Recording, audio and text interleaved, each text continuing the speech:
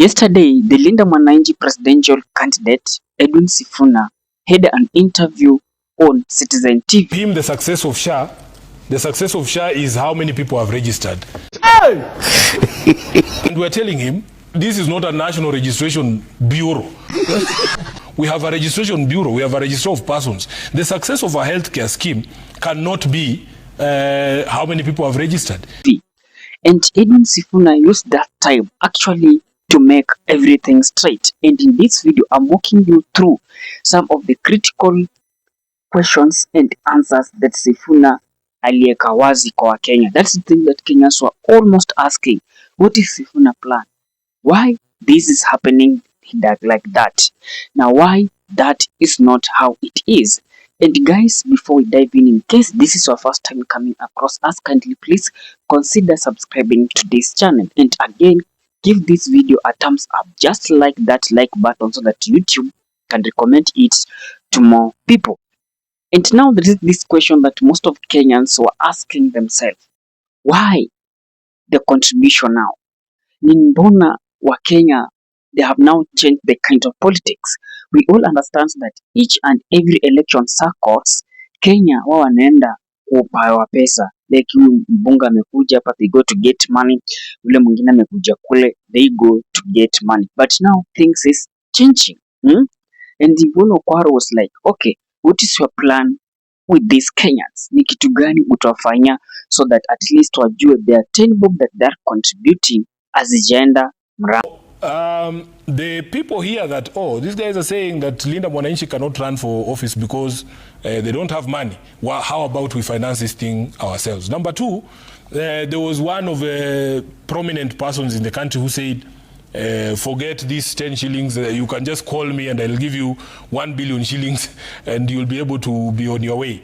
And the public are saying this is part of a problem, because if you have a few wealthy donors who then give you all the money that you need, you will all those people going into your administration. And maybe if the interest of those few people clashes with the public interest, you are more likely to listen to those who gave you the money to campaign than the public. So if you want to insulate your leaders, from the corrupting influence of money, you should be able to be the ones to say, we own this candidate. And it has worked in many, many democracies. I remember when Bernie Sanders, the senator in the US, was running for office, and even Barack Obama himself, he received one of the highest small donor contributions for his campaign. So it is an awakening. And I'm telling you, when I went to Western Kenya and I go to community market, and these mamas in the market are bringing you 50 bob, 10 shilling coins. It was a very emotional moment for me, because first of all, I appreciate that they are going through a very difficult time. And for them to say, we're going to spare whatever it is little we have for you to be able to, for us to be able to support your campaign, it is something that is a very powerful moment for me. And I will never forget. I want to assure the people in all those places in Kiminini, in Mkuu, in Chwele, who contributed to us those small amounts, that we will put that money to good use. What are you? And guys, to the shock of many, Edwin Sifuna revealed that now the Linda Mwananchi pay bill, it has now 6.5 million Kenyan shilling. Just take roughly chukua your 6.5 million divided by 10. Assume kila mtu alituma 10. That's a huge following. That's a very huge following that at least it's a start. And it's just a week ndio alipeana hiyo pay bill, but sahi something is now going, or rather something is now cooking onward. Just listen from him. Let's talk about funding for a moment. We're seeing you receiving money from members of the public at the rallies, and you've got a pay bill number. How much have you raised so far? I think as of today we had, I think, 6.5 million shillings on that pay bill number. And I continue to be eternally grateful, because Kenyans are changing the conversation. Even in mature democracies, actually it is the public that finances leaders to be able to run for office. And it all started with this notion that somehow we in Linda Mwananchi do not have money to be able to run a campaign. And I tell young people that there is something that the political class has done or succeeded in doing, making it seem like you need billions and billions of shillings to be able to run for office. It is part of a self-preservation strategy by the political class, because it scares away, especially young people. When you hear the figures that are being thrown around, you're like, where am I going to get 4 billion shillings to run for office? But I am saying you don't need 4 billion shillings, you know? And to have those people, that they have lacked what to attack this guy. Wamejaribu choose sijui SG wapi. They have tried even to source any corruption issues that Sifuna might have been engaged. Hakuna. So the only option that wakona hapa is good way to attack Edwin Sifuna is just to go to his home in Bungoma and look at Sifuna's response. Do you want me to tell you about my house first? Because it was in the same clip, but you've only focused on one piece. Tell us First about of all, your Kenyans house, must know that I am very proud of that house. I built that house in 2015. And on average, I spent a maximum 2 weeks out of a year in that house when I take my daughter home for Christmas. Those people who are saying, oh, sijui what, it's okay. Some of us are built different, Yvonne. We are not attracted to flashy things and grandiosity. You know, I see some people saying, oh, because you are so-and-so, you should have this and this. It is possible to be modest. I remember you were with us. I think you came to Raila's home in Opoda. Is it a grand structure? It's just a house. It's just a house in the village. Even his house here in Karen, it's a very modest house by the current standards. I've seen people building monstrosities there, wall to wall. So it just depends on who you are and what things you fancy. Some of us are okay for as long as you're comfortable with some of these things and we're not attracted to this grandiosity. So that one is neither here nor there. And the fact that it is that it is that house that people are discussing, it means wabetafuta story imewashinda, and our focus, our challenge is to remain focused on making sure that we succeed in the next election. I think from Sifuna's response it's clear. We have those people that have different priorities. We have those people that have different values. You know, when you value a big house, mtu mwingine doesn't value that big house. When you value a big machine, let me say big vehicles, kuna mtu anaona hiyo ni upuzi. And you cannot, uwezi judge mtu. You cannot judge someone on how he perceives things. You cannot judge someone on how he takes things. Kama inaona, okay, I can be comfortable to live, let me say, a slum. And someone say, okay, he can be comfortable living in sijui apartment. Those people have two priorities, so you cannot go ahead and start to castigate yourself because of a small, or rather the nature of house he is living in. Now guys, the elephant question in room now finally got the answer. Tuko na ile swali yenye wanasemanga, what is your manifesto? Which plan are you planning for Kenyans? Okay, you want Ruto to go, Ruto will go. Ni plan zipi zenye utakuwa nazo to these Kenyans? Atukatai, Ruto must go. Then, most of the people have been asking that, mimi naonanga slogan ya upuzi, Ruto must go. Then, so we'll have a new leader.